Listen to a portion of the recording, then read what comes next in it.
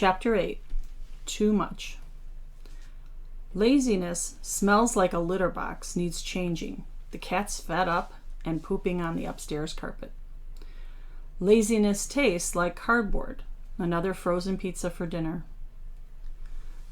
Laziness looks like a wife who doesn't bother with the touches that make a home feel homey. Oh, she'll buy the stuff, the color-coordinated wall hangings, the photo frames, but when they're still unused, cluttering the closet as you struggle to hang your guest's coat, she doesn't do a thing about it. She says she will, but then something else comes up. Laziness feels like my pile of shoes by our bed, tripping you in the dark when you're up for a drink. It's days of dishes stacked in the sink so your glass won't fit under the faucet. Shame is a neighbor on my front porch with an envelope delivered to our house by mistake, and me blocking her view of our kitchen. Thanks very much. Shame is not inviting her in for a chat and some coffee, my hand on the door. I don't want to keep you. Shame is my old college friend in the States on business who found our address but no phone number, and after 17 years rings the doorbell on a Saturday morning. Surprise! So nice to see you. Yes, these are my kids. And yes, this kitchen, the mounds of dirty plates and pans and cups and silverware, and these stacks of paper on the island, these bags of non-perishable groceries that I failed to put away last night, and this filthy tile floor that hasn't been swept in 3 weeks, all of this is what I've become. This is what I've made of my life. You were expecting gratitude for all I've been given? Well, if I'd known you were coming, I would have faked it better. Shame is this big, beautiful home, which I don't deserve. By the time I met Bruce in 1986, he had already labeled a manila folder, the house. In it were his detailed criteria, from shower heads high enough so nobody has to duck, to elevated lot to prevent flooding. 10 years later, a realtor showed us existing homes for sale, but nothing met Bruce's growing list of standards. We both knew that a lifetime of crossing a dark room to reach the switch would exhaust his patience. He would complain continually, which would annoy me continually. Living in one of those houses, we'd end up divorced and bitter. Instead, we bought a 2-acre lot which checked many of Bruce's boxes, in a town with good schools halfway between his job and mine, on a cul-de-sac at the top of a hill in the back of a quiet subdivision big enough to provide friends for our kids, but not so big to create traffic. If we could hear a faint train whistle from distant tracks, all the better. Starting with a blueprint we'd found in a design book, we hired an architect to incorporate the rest of Bruce's desires. 9-foot ceilings, stairs from the 3-car garage down to a full basement, plenty of room for 2 kids and potentially more. I requested a wraparound porch for the friendly, countryish air of it. On paper, our plan was one thing: a 2-story house with simple lines, big but practical, efficient, even sensible. One day during construction, we drove to check on the builder's progress. As we approached the top of the hill, our newly framed second floor loomed in the sky. This house was one of the biggest in the neighborhood. Oh my God, I said.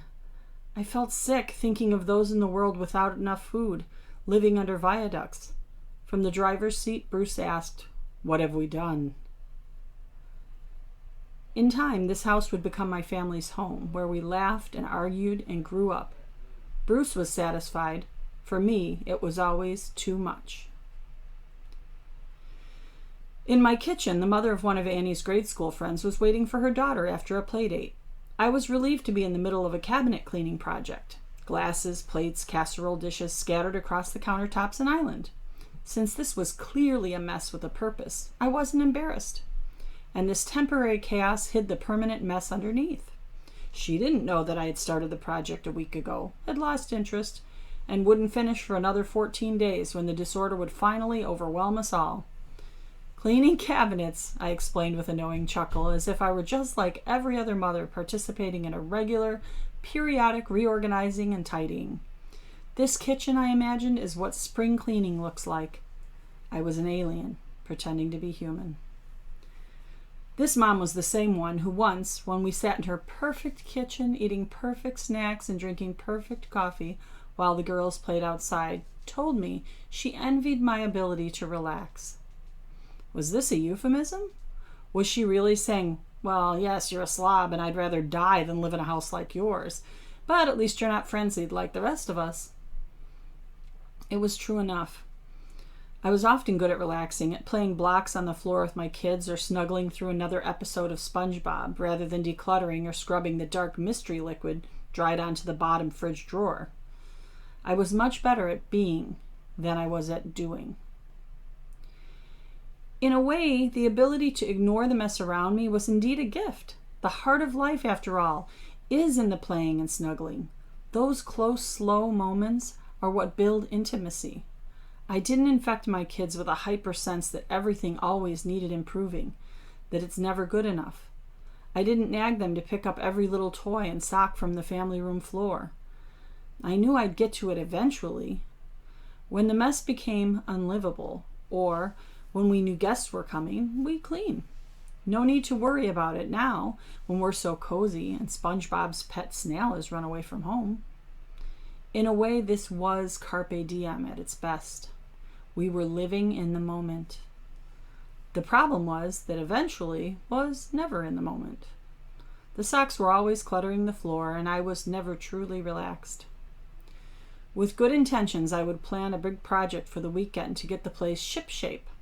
On Saturday, Bruce and I would begin with gusto, wiping countertops and sweeping floors. I'd attempt to match plastic containers to their tops, which I'd notice were in 3 different drawers. These cabinets could be better organized, I'd think. So let's do it. Let's take everything out and for once create a kitchen to be proud of. I'd wonder why I didn't clean more often. Taking care of my home feels good. But soon I'd decide to go grocery shopping or maybe out to a movie. It's a Saturday after all. We need to live our lives. And while Bruce had finished his list of chores hours ago, I would never reach the end of mine. At night, those frenzied moms were relaxing with a well-earned glass of wine after a nice dinner in their clean, orderly homes, while I'd be shoving aside empty casserole dishes, making room on the island to cut a frozen pizza, planning the next productive weekend when surely I'd get everything sorted out. Chapter 9. Genetic Predisposition. I'm sitting on the playroom floor with 2 of my 3 children, admiring our chalkboard wall, a border of apples and ABCs I stenciled myself.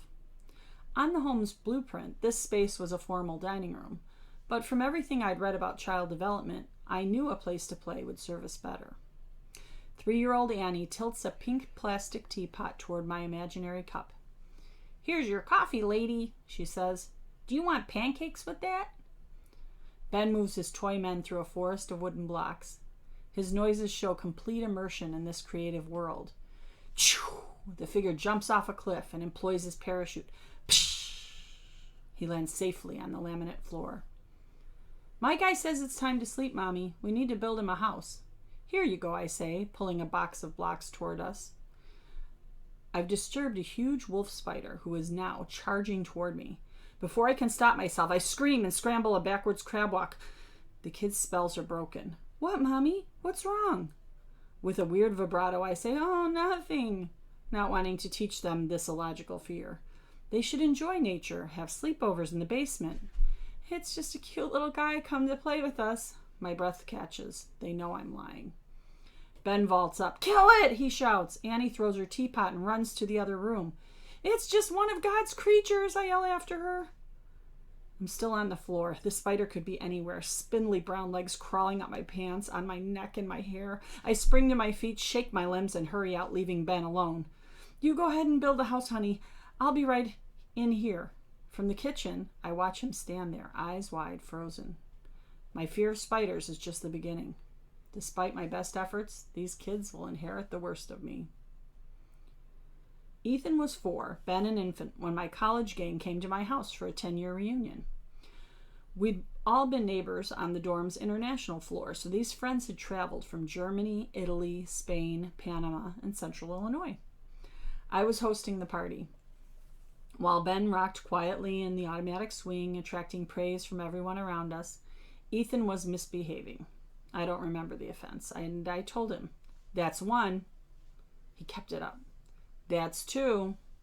I didn't mess around with discipline. I had read all the books. "That's three. Time out." I pointed to his normal spot on the stairs. He knew the routine. Timeouts lasted 1 minute for each year of age, so he was to sit still without talking for 4 minutes. Confident that what I was doing was best for Ethan, I wasn't self-conscious among my friends. I quickly realized, though, that the party was going on around him, and this wasn't going to work. Ferdy from Munich sat down next to him on the carpeted stairs. "Hey, buddy, how's it going?" Ethan adored the attention and broke our timeout rules. I took Ethan by the hand, leading him upstairs to continue the timeout in his bedroom. He was revved up now, feeling misjudged, mad at the injustice. I explained why we had moved, and then I walked out of his room. With his little fists, he pounded on the closed door, screaming, "Open the door, Mommy! Open it!" I stood on the other side, pulling it shut, while he pushed his whole body toward freedom. Bruce was busy with the party downstairs, grilling burgers, filling coolers with cans of beer, chatting with our old friends. This moment with Ethan was mine. I was ignoring my once-in-a-decade reunion to lock my son in his bedroom. I was doing everything right. When Ethan was 5, he told me I was the best mommy in the whole wide world. Then he thought for a second and said, "Well, except for Mrs. Forneck. Joyce Forneck, my next-door neighbor, is an aerobics instructor with a degree in French. She and her husband Marty raised their kids in the 4-bedroom, 2-story home they built themselves. One summer day, Joyce and I were chatting in her backyard when she excused herself, walked over to her house, and with bare hands captured a big, horrible spider crawling up the siding so her son could feed it to his lizard. I can't compete with that. I've learned a lot about motherhood from Joyce. If you don't buy a game system, they will play outdoors. Let them dig in the dirt pile and run so much they fall asleep in the mashed potatoes. We carpooled to the boys' gymnastic practices 3 times a week, and she printed monthly calendars with copies for me, showing whose turn it was on each day. Her organization helped me see the possibilities. Once I was standing with her at the boys' bus stop and mentioned how harried I was that I'd run out of diapers and didn't have time to buy them before dropping Annie at daycare. Joyce told me to hang on a minute. She pulled down a ladder from her garage attic, climbed up, and in seconds descended with a package of diapers the exact size I needed. They'd been up there for years, and she knew exactly where they were. In their 50s now, she and Marty still do everything themselves. All the jobs we hire out: paint the house, pull out a tree stump, install new cabinets and flooring. From my TV room window, I see Joyce working on her beautiful gardens. Her home is lovely, inside and out. Joyce and Marty are quality people. On Halloween night of 2003, Ethan in 3rd grade, I focused most on the younger two, keeping them happy and warm as the 5 of us walked around the neighborhood. I pushed a stroller, but 3-year-old Annie in Ben's old Bumblebee costume never got tired, and Ben, a 5-year-old Woody from Toy Story, was way too big. So the stroller became mobile storage for cast-off hats, mittens, and costume bits as the night wore on. At each house, Bruce and I stood in the street watching, relishing our kids as they'd bounce up the driveway to a lighted front door. We'd wave to the mom or dad handing out candy, and they'd wave back. In his polyester blue and red Spider-Man suit over a puffy winter coat, Ethan kept running ahead to the next house. "Wait for us!" I'd yell half-heartedly, figuring that at 8 years old he knew enough to watch for a few cars traveling up and down our hill, the small subdivision's main road. In our first years in this neighborhood, I loved Halloween here. It was good exercise, for one. With these big yards, we covered a lot of territory. Our house is on an east-west, bone-shaped street, a cul-de-sac at each end. In the middle of our bone is where the north-south hill begins, running down a half a mile to the subdivision's entrance, with a few half-bones connected on either side. This particular year, the neighbors at the other end of our street were apparently hosting a gathering for some of the parents while the kids trick-or-treated together. My 3 ran up to their open garage where a dozen or so figures stood chatting around folding chairs, beer kegs, chips and dip on plastic-covered tables, music playing from a jam box on the floor. From the street I waved, wanting to disappear. "Just wave," I mumbled to Bruce. "There's nothing worse than watching a party you weren't invited to." Although 3 of the girls in this cul-de-sac were in Ethan's grade, I didn't know these families well. Their parents liked to party. They were good friends with each other and with many other families around us. I knew the wives a bit from the neighborhood bunco, a monthly dice game, so we'd say hello at school functions, and I tried to be fun and jokey like they were, but it always felt fake. I just didn't fit in. They were quick-witted and confident. Most of these smart, college-educated women chose to stay home with their kids, directing all their intellect and energy toward raising a family. An old friend of mine who taught at my kids' elementary school said my neighborhood was known among her colleagues as having the most involved mothers. They volunteered the most, meddled the most. As far as I could see, their kids were polite, smart, happy, and high-achieving. On bunco nights, I surveyed the insides of their homes, which appeared professionally decorated, although in most cases they weren't. Every inch was clean, with no evidence, sweaty forehead, litter dust in the air, of a frantic host scrambling at 7 p.m., praying for tardy guests so she could finish scooping the cat box. With all of that Halloween energy, Ethan found it impossible to walk at our pace. I spotted his blonde head bobbing toward the next house and yelled again, "Wait up!" although I was relieved to see him having fun. Earlier in the night, he'd wanted to join the neighbor's hayride, a dad on a tractor pulling a flatbed trailer of trick-or-treaters, orange lights shimmering down its back railings, kids on hay bales laughing and shouting as they passed us en route to the next subdivision, finished with ours. We would have been happy for Ethan to join the gang, had he been invited. I cursed these kids with their already full plastic pumpkins, and I cursed their inconsiderate parents for leaving my kid out. I worried that the exclusion was my fault, that if I were more socially adept, if I were part of the in-crowd, if I kept my house cleaner and better decorated, the other mothers would insist that Ethan hop on up. The year before, in 2nd grade, Ethan had been in an experimental dual-grade 2nd-3rd class with a few of these neighborhood kids. Mrs. Niles, a first lieutenant in the Air Force Reserves, placed a high value on obedience and order. Ethan earned good grades and test scores, so I was sure Mrs. Niles would recommend him for the academically talented program, which began in 3rd grade, pulling the smartest kids out of classes for enrichment activities. I was never in these classes as a youngster, but I was doing everything I knew to make sure my kids were in them. When Mrs. Niles phoned me one day in March, I wondered if this might be why. Instead, she discussed his bad behavior, goofing around, forgetting homework, annoying other students, and suggested that he be tested for attention deficit disorder. I was stunned. With no understanding of ADHD, my perception was of a dull, slow child with a type of minor retardation which didn't match Ethan's vibrant intelligence at all. He was sharp and funny, a good reader, curious about all sorts of topics. Mrs. Niles was way off. I decided soon after I hung up that this teacher was a militant bitch. With her regimented, tightly controlled structure, her right-angled rules and regulations, she was squelching my son's creative personality.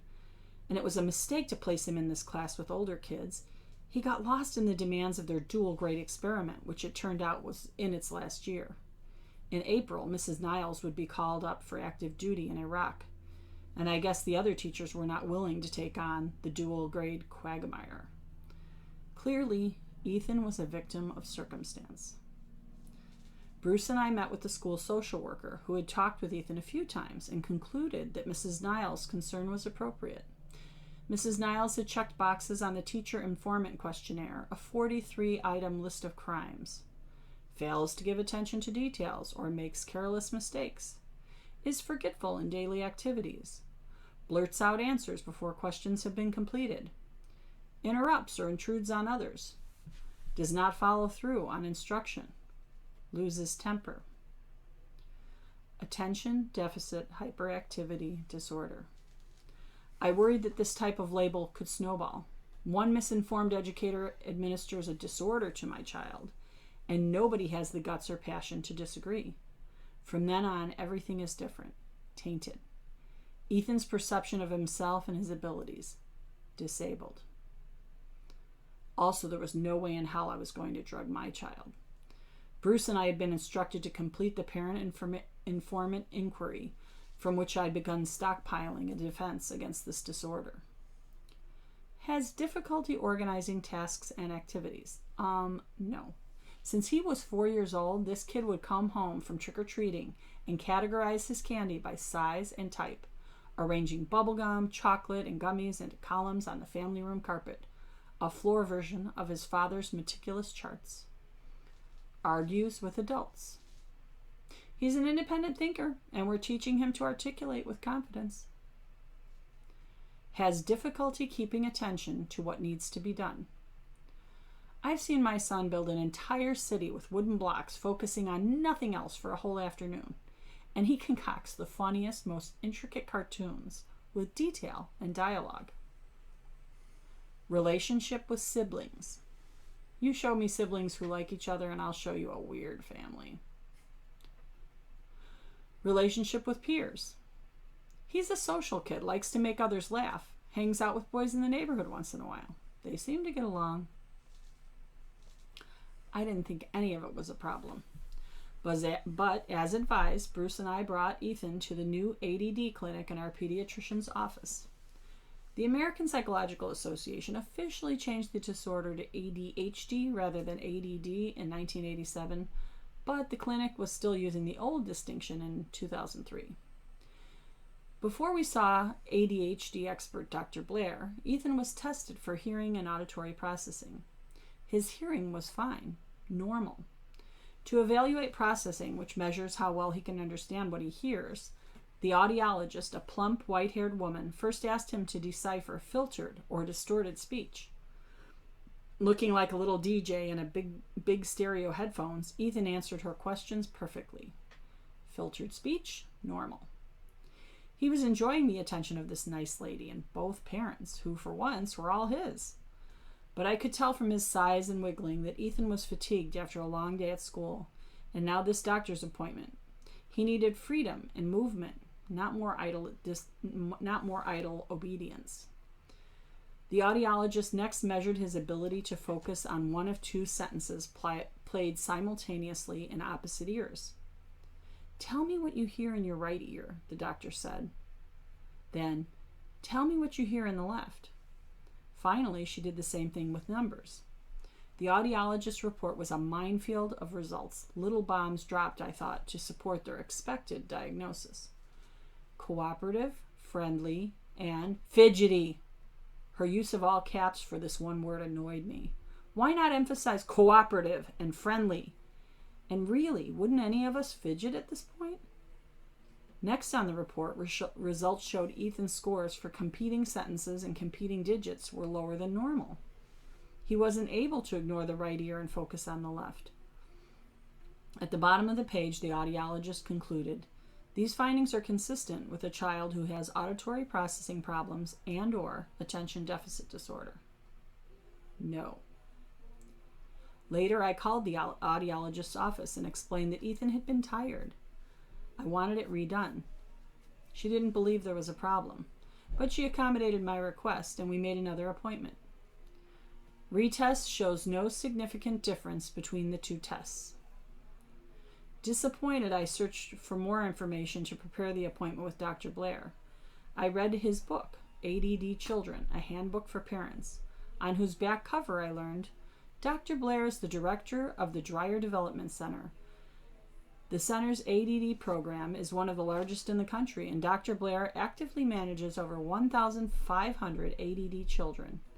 I imagined an ADD production line, Dr. Blair stamping irregular on each of his 1,500 foreheads that sat across from him. Small, wiry boys searching for something to fiddle with. In his office, I pulled out my manifesto, a 12-point argument against ADHD diagnosis.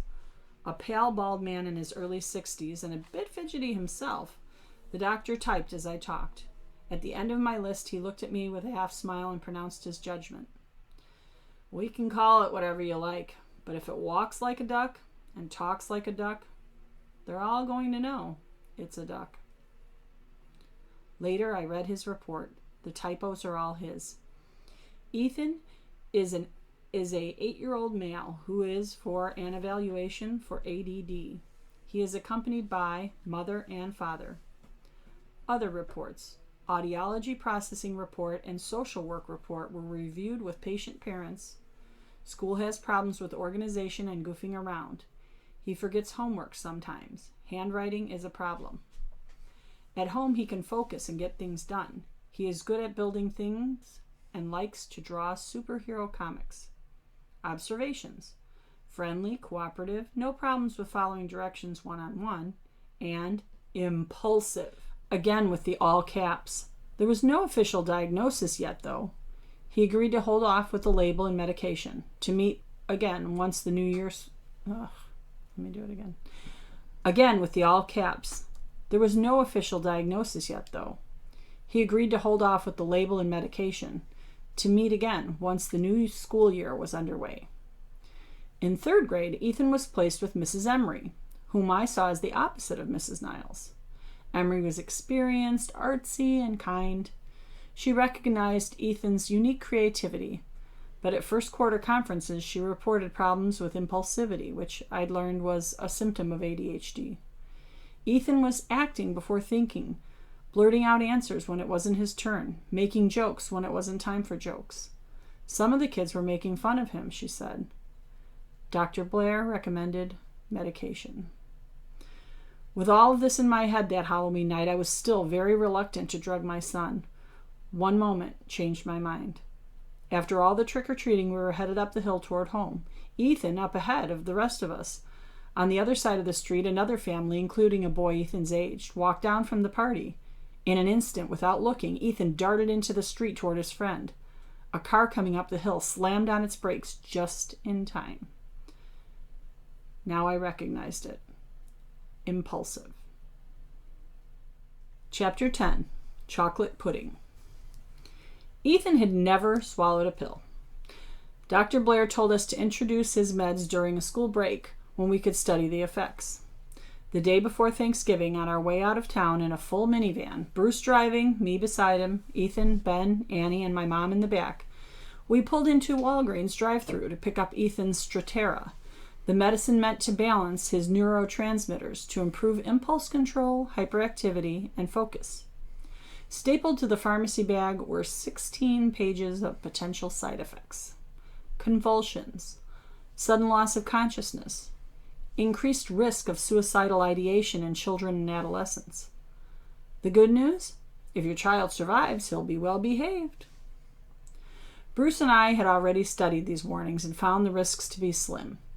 We were committed to giving medication a try. Our holiday destination was the Great Wolf Lodge in Wisconsin Dells, a touristy town 4 hours north, famous for its indoor water parks. After breakfast the first day, we sent the younger kids ahead to the pool with my mom, keeping Ethan back with us in the restaurant. Ethan ate, was a willing participant. Although he didn't see any problems at school, he was curious to discover what the medicine would do to him.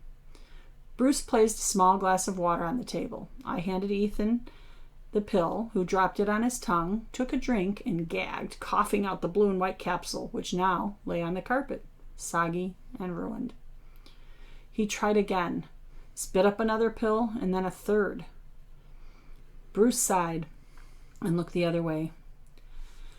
After last night's drive on a harrowing Chicago expressway with my mother in the middle row requesting another bathroom stop and then a quick break to stretch our legs and maybe get a little snack, and after not enough sleep in a hot hotel room with overexcited kids, Bruce was anxious to get an hour in front of the TV while everyone else was swimming. "I can't help it," Ethan whined. "It won't stay in." In Pokemon swim trunks, a white towel draped around his shoulders, his enthusiasm withered. "It's important that we try," I explained. "Daddy and I think the medicine can help you in school." Even as I said it, I didn't believe it.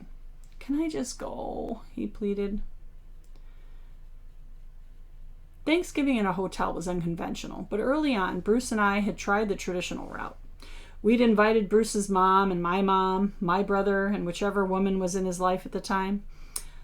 I'd be at the busiest point in my semester, stacks of fresh research papers to grade, the house a disaster. But I did it. Planned the recipes, bought the groceries, cleaned the house, prepared the food, entertained the guests, cleared up the dishes, and put away the food. Bruce helped a lot, but in those years the bulk of holiday planning and work was mine, and I was making it all up as I went. Before I met Bruce, I'd never experienced an at-home Thanksgiving. When I was a kid, Dad's brother and his wife drove from Chicago to our suburb for the day, and Mom made reservations at Jardine's. In the years following Dad's Thanksgiving wake, Mom, Mike, and I ate turkey dinners at Olympic Star, the local Greek diner that never closed. In my early 20s, I was drawn to the conventionality of home-cooked Thanksgiving dinners. My house with Bruce was our only option. Mom's place, where Mike still lived, was a much worse mess than mine, and to spend the day there would be pure hell for me, for Bruce too. Bruce's mother, in her late 60s when we married, lived in Indiana, working full-time as a secretary in the biology department at Purdue University. A secretary, that is, with a master's degree in chemistry. After grad school, she raised 4 children while her husband became an esteemed professor. When Bruce, her youngest, was in high school, she and her husband divorced, and she began this job at Purdue, which she'd keep full-time until she was 91 years old. On Thanksgiving morning, she'd drive 3 hours in her base model Corolla or Civic with crank windows and arrive right on time in our driveway. Before we could find our shoes to help, she'd carry in the items from her trunk, a small suitcase, a homemade dish to warm in the oven, and snow boots, in case, she once said, we needed her to shovel the driveway. She'd say a brief hello, accept a quick hug, but never offer one, and store her belongings upstairs in the guest room. She'd smooth her high-necked blouse and dark polyester skirt suit, an everyday outfit, even for a summer trip to the zoo, and join us in the kitchen, handing Bruce a few articles clipped from the Wall Street Journal because she thought he'd find them interesting, and then insist on helping us chop celery and onions. My mom, 20 years younger than Bruce's and recently retired, would show up late from across town, carry in a plastic grocery bag of ingredients for a recipe she'd already misplaced, and plop the groceries along with her large overflowing purse, Target price tag still attached, on the island I'd just cleared for chopping vegetables. Maybe in her purple sweatpants and a sparkly silver sweater, she'd give me and Bruce, even Bruce's mom, a warm hug-a-bug, and then sit at the island snacking on recently chopped veggies, sharing her problems while carrot bits shot out of her mouth.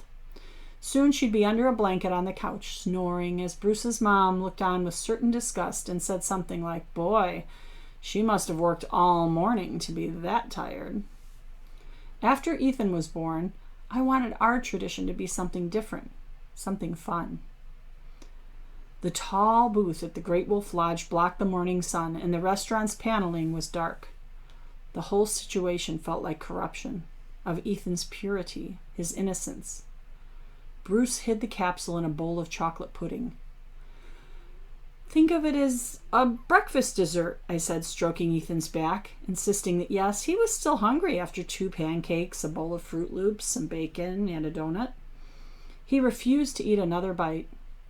The place was emptying, kids all gone to swim, their parents relaxing by the pool. Bruce was finished. "Ethan," he said, "no water slides until you eat the pudding." For the rest of the week, through Thanksgiving and beyond, I replayed those words, envisioning the eating disorders that we were creating. But it worked. Ethan ate the pudding.